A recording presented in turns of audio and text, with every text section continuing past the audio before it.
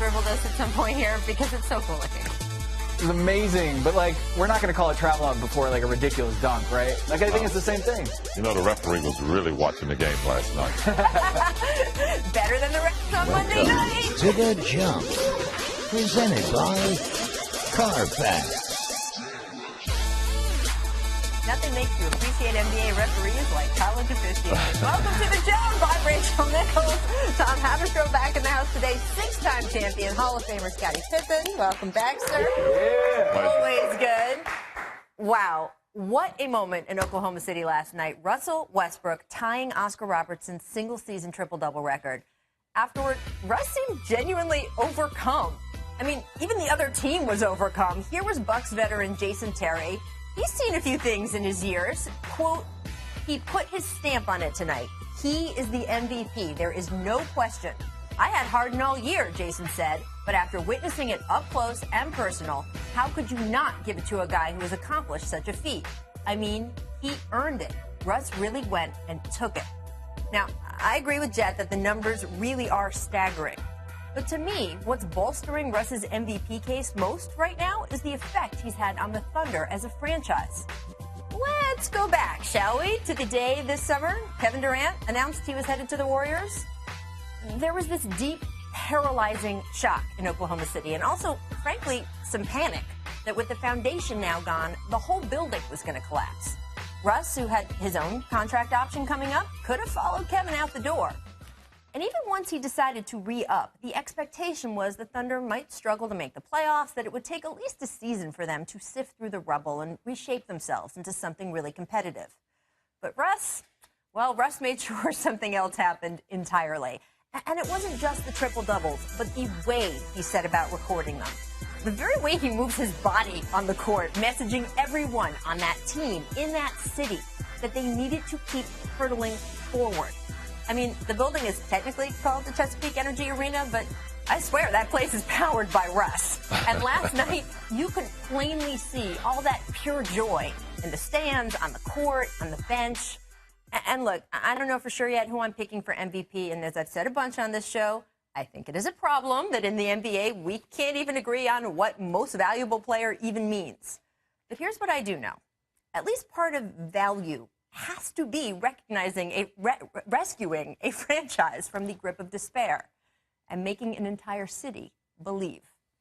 And Scottie, I mean, this question would have seemed maybe impossible 6 or 7 months ago, but has KD leaving actually been the best thing for Russell Westbrook's legacy? I don't think so.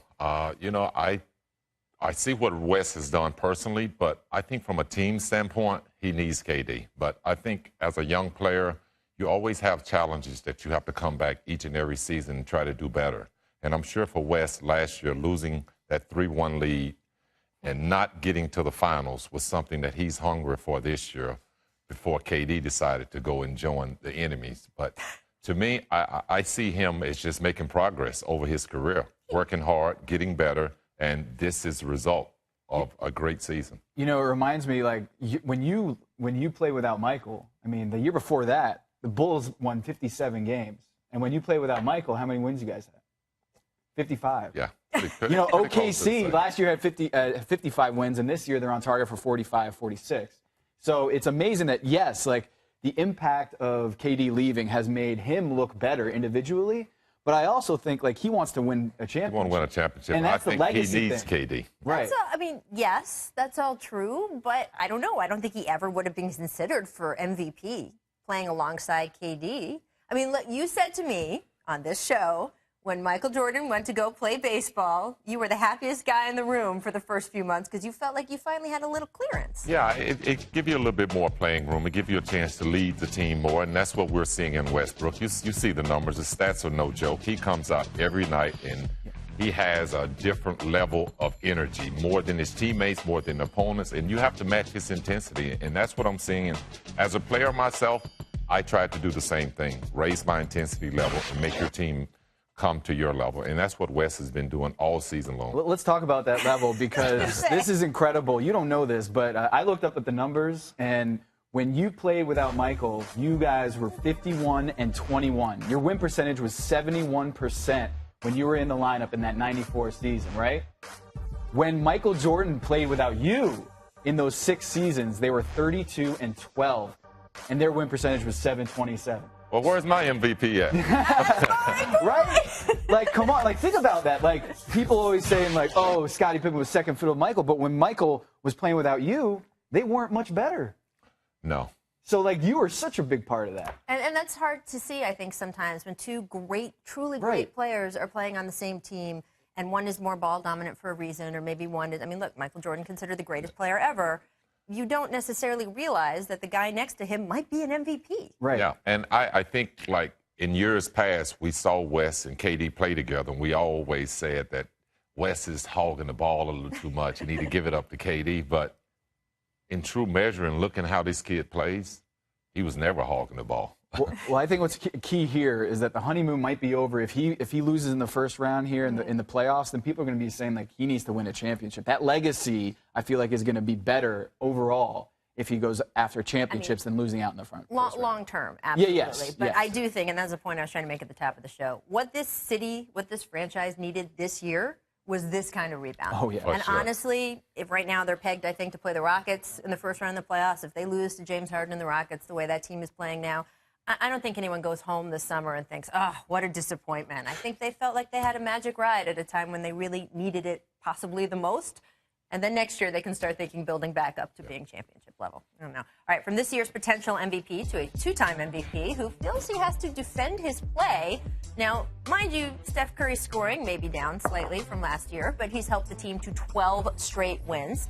Pretty much Warriors locked up the Western Conference. And here's what he told Bleacher Report, quote, I think it's comical people were saying I'm having a down year. To go back and to go black and white, say I'm not having as good a season as I was having last year based on just 5 points a game or shooting percentage or whatnot.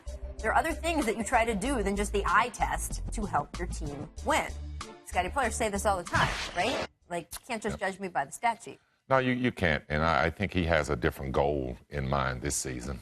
You're talking about a guy who lost after being up 3-1 in the finals. He's not really focusing on the regular season right now. Only thing he's focusing on is postseason, staying healthy, and getting his team back there for one more chance to win an NBA championship. But it is kind of weird that he's shooting 40% from 3 this year, right? Like, yes, like his 5 points per game is down, but really, like, I'm looking at the stat sheet. There was I'm like, a point, right, where Seth Curry had a better three-point percentage so, than Steph Curry? like, I'm not sure across if the that's true. board, his numbers are down. And yes, like, I wonder if he had this season last year and last season this year, where he goes from 286 threes to 310 threes to 400 threes. Like, we're having a different conversation about Steph Curry. And yes, like, his numbers are down, but like, when you are playing with other superstars, that 3-point field goal percentage shouldn't be dropping. It should be going the other direction. Well, you're talking about the guy that creates the three-point shot for most people, not the guy that gets the shot created for him. So it's really not a down year for him. I think this is a year where we're seeing him be more of a distributor, having KD there, 30-point scorer, Klay Thompson. I mean, he got shooters on the court now where he can be more of a point guard instead of being more of a scoring point guard. It's fun for me whenever I see Steph push back like this because there's this idea that he's a humble superstar. And you know Steve Kerr is always saying, nobody who takes those shots, nobody who shimmies down the court like that is humble by any stretch. So you can see that as much as he's willing to be a big team player and wants to win a championship above all, he hears all the chatter and he's like, by the way, let me tell you what I can do. There you go. I do want to move on to the Eastern Conference and the huge game on ESPN tonight. This has been circled on the calendar for a while. Cavs Celtics, 8 o'clock Eastern. For those of you who have not been studying the standings, we are talking about identical records, 50-27 each. The Cavs are coming in having won 3 in a row, but they are going to be playing their third game in 4 nights against a rested Celtics team. I mean, if you look at the tape, you know, they're going to have a lot of energy. Their crowd is going to be great. It's a very good team we're playing against tomorrow. We know that. Taking nothing from them. They've been playing some great ball. But like I said, I'm not one to get caught up in regular season big games or not. I'm sorry. I've been to 6 straight finals, man. I'm the last person to ask about a regular season game, dude. I'm sorry. I love LeBron. I played in thousands of regular season games, people. Still, the Celtics, they haven't played since Sunday. And by the way, he can say, oh, maybe it's not that important. But pretty much, if you look at the percentages, whoever wins this game tonight, the great odds are that they get the number 1 seed, correct? Yeah, and I'm glad we show the video because I don't do a good LeBron impression. I'm glad I didn't have to say that quote myself. But I think what he's doing is waving the white flag. He's preemptively like saying, like, I don't think we're going to win tonight. You can see the rest coming into the game. Because, look, they're 1-9 on the road on back-to-backs this season. The Cleveland Cavaliers are 1-9. They've lost 9 out of their 10 games. So I think he sees the writing on the wall and is trying to kind of frame the discussion, being like, look, if we were rested and they were coming on a back-to-back, I think it's a different story. I agree. I think they're definitely trying to downplay this game. And So you guys, would you do that if you thought the odds were you were going to lose? Would you set up? Well, yes, especially when you're not playing at home. So he's trying to downplay this. And we haven't seen a team really challenge a LeBron-led team in the East in, 4 or 5 years? I mean, this guy's been walking into the finals pretty much with home court advantage. So now, I mean, we got this Celtics team who's hot. They're playing well, and they have Cleveland numbers. So tonight's game, whether they downplay it or not, is an important game. You were the only person who is not allowed to use that tone when talking about that, because people said the same thing about you, you know. Please. Oh, you know those Bulls. They just walked into the finals. Right. I know. They also, by the way, the Cavaliers will not have Tristan Thompson tonight. He had that streak going of 447 consecutive games played. That is officially coming to an end. The Cavs announced he is out, sprained right thumb. He had, 175 more games than Corey Brewer, and, of course, they're all just tiny. Right thumb? Are you kidding me? Whoa. I mean, I think they've been looking. Don't. Why you got to be like that? That's rest. He needs rest. Well, I was going to say, he might be benefiting from this. He needs rest. Right. And they had to have an MRI this morning. I think it's a real injury. I do think also he has looked worn down. Oh, yeah. He's been battling a bunch of injuries, according to Coach Ty Lue, over the season and played through them. And I think at this point they just feel like maybe it's better if he doesn't play. And nobody has a long consecutive game streak compared to when you played and what AC had. Yeah. There we go. All right. They don't make them like me anymore. They don't. Got it. No, they don't. We're just getting started here on The Jump. We'll be back after this break to discuss Lance Stevenson. Not quite the player he once was, but he knows how to get under someone's skin now, doesn't he?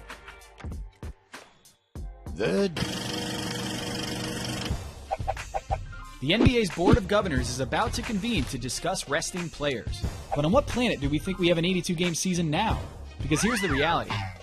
You can schedule the Cavs for 82 games, but LeBron, Kyrie, Kevin Love, teams and players are telling us loud and clear, through injuries, tanking, and DNP rests, that 82 is way, way too many. Almost nobody does that anymore. KD missed over a month with a knee injury. Steph, Clay, and Draymond sat on national TV against the rival Spurs, who have been resting guys for a decade. And Magic Johnson just shut down his highest paid players with 20 games to go. The Suns and the Kings have joined the party too. The best and worst teams, and some in between, are either taking games off or are too injured to compete. So ask yourself this: why on earth do we have 82 games again? Because all the data and the science are pointing in one direction. The era of 82 has already ended. For True Hoop TV, I'm Tom Haberstroh. Welcome back to The Jump. Scottie Pippen, that was the voice of one Mr. Tom Haberstroh in that True Hoop Minute. It's pretty nice. He said, after See, that. and this is a dedicated 82 gamer right here. I want you to just give us a little sell. First of all, how many games do you think the NBA should be playing and why? Go. I think it should be 58 games, one home, one away, every team in the NBA. You get maximum performance. You guys got every player is rested, and every fan is looking forward to that game every week. You play 2 a week. 2 games, same day, So you whether say, it's Tuesday, like, Friday, Tuesday, or right. Wednesday, Sunday, whatever it is. But I don't think the owners are going to do that. They're meeting tomorrow to discuss these issues, and I think shortening the season should be on the table, but I don't think it's going to be 58. The biggest stat to me is that back in the 90s, all NBA players like yourself, Scottie Pippen, 35% of them played all 82. Thank you. But now that is 11%, a third of what it used to be. Guys just don't play 82 anymore, and I think it's an amazing thing what Russell Westbrook is doing is because he's doing this in all 82. But LeBron, KD, Steph, Clay, Draymond, these guys aren't playing 82 anymore, and I think we should just smarten up and see what's happening in the league and actively discuss whether we should actually have 82 anymore. If you played in this era now, where it was acceptable for players to take these rest games, and this is what the science was, quote unquote, telling you, and I don't mean to use quote about science, because science is real, but Fake I just news, mean yeah, sorry, exactly. Yeah. But would you react any differently than when it was in your day and you just knew you had to play? Well, as a player, I always wanted to play all the games. So that was always my challenge. Not that I always made it to 82 games, but it's always a challenge. And I think that that's something that players should continue to do, is to try to build yourself up over the summer so you can go through a long season. It is a long, tough season. It's brutal. You're changing climates. You're catching colds in this climate. You're going there and it's nice and warm, but still the fans expect you to play, and you have to hold your end of the bargain. Now, that was a very reasonable answer, talking about two different eras and the differences in them. A little bit less reasonable was your former teammate, Scotty, Dennis Rodman, came out much stronger. I believe this was to CBS. He was saying, specifically addressing LeBron James, quote, "LeBron's doing one thing that I always said that Michael Jordan never did. He never rested. He played every game. LeBron has the position to do this now because they need him. The league needs him, and that's why he's doing all this crazy bleep now, like bleeping and complaining, all this bleep." There's a lot of bleeps in there. I can't Yes. keep track of all of them. I will throw in my usual thing of Michael Jordan rested for a year and a half while he played baseball. Yeah, People you're get very right. upset when I say that, but right. it makes a difference when you take a break in the middle of your career. How do you You're right. react, though, to Dennis's Well, commentary? I'm not on going to LeBron? react to Dennis' comments because I couldn't get them all in. But I think he has a point, to some degree, that, Michael never complained. I never complained about the 82-game season. But we're talking about LeBron James. I wouldn't put him in this because he's the one player that has played more games than any player who's played in Played the more NBA games than Michael Jordan played by the time he retired. So it's fair for him to take some time off, but I would say cut the minutes down and not take the night off. I think that's a better way to serve resting up. But for some guys, they don't want to hurt their stats. Right. Interesting as I think well. this is an important conversation, though, in this light. What if you knew that the science said that if you play on every single one of these back-to-backs, you're X% less likely to have a long career? Would you have taken those nights off when your foot was bothering you, right? Yeah. And if you didn't have to play all those back-to-backs, maybe you extend your career. Then it's a different question. And that's what these players are responding to, is the science is coming on one end and saying, look, if you want to extend your career and make more money, don't play all these back-to-backs because it's cannibalizing your career. What if you knew that? If I knew that, I could have played 20 years in the league. You're right. So I have to agree with that. I'm just saying, like, these guys, these players are smart enough to know that taking one of these days off is going to extend their career possibly. Okay, but then I want to get back to the very thing that you started with, which is that 11% of NBA players play the full schedule, which means, of course, that 89% aren't. That is where I start to have an issue. The league is selling to the consumer, to fans, 82 games. They're telling you to buy season tickets for 82 games, for the full package in all these arenas. They are selling to TV networks, 82 games. Turner and ESPN just paid $24 billion for an 82-game season. If the players are not playing 82 games and the league is accepting that, they cannot keep selling something that they don't have to sell. I made that analogy about pizza, right? If you pay for a pizza with all the pepperoni and sausage and all that, and you get delivered a cheese pizza, you want some of your money back. Right. So this is where we get into your plan, Tom, to reduce the number of games, because I just think if we've reached the point where the science says, hey, we can't play this many games, it will extend the career, players are buying into this. Players would you definitely cannot buy keep charging people for something that is not happening. 89% of players are not doing it. Fans should not be paying 100% of the money. That is all. So much more to come here in the Jump after the break. We do have our distant replay, though, from this date in 2008. Take a look. Jackson again. Long rebound. Monte, quickest man to the ball. Behind the back to Barry. Play of the night. Monte have it all. Has them on their feet at Oracle. Monte Ellis. Not only the offensive rebound and the assist. John Wall, 23 points, 13 assists, 6 steals in a win over the Hornets. The Wizards are tied for the third spot with the Raptors. I do want to get to Lance Stevenson, who did not make the Raptors very happy last night. Laid the ball in while up 15 points with just under 5 seconds remaining. DeMar DeRozan, PJ Tucker among the first to confront Lance after this. We should point out the Raptors did something similar themselves last year. Yeah. I mean, how do you feel about this? You know what? if they'd have got back on defense, he probably wouldn't have taken the shot. Amen, brother. No one made an effort to even get back. We've been seeing this a lot this past week. If you would like to see somebody not show up your team, there is a way to do that, right, on the basketball court. So a little bit of that, just a little decency into the NBA. We do have one make today. Birthdays. We want to wish a very happy birthday to our own Steven Jackson. Yeah. Also, in the split screen, our associate producer, Michael Bodmer. We would not be where we are at today without the contributions of both of these gentlemen. So thank you to both of them.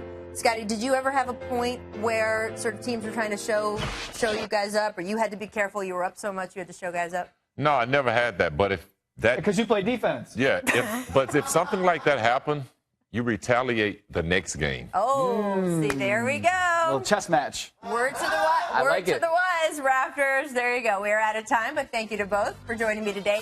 Thank Sports you.